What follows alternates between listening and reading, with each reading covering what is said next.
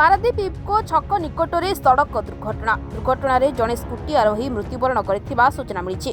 तेज आज सकाळ 10 घटिका समय जड़े स्कूटी आरोही अठरबांके मेडिकल को जाउथिबा बेले पछपटु एक आयरन बोझे ट्रक धक्का देइथिला।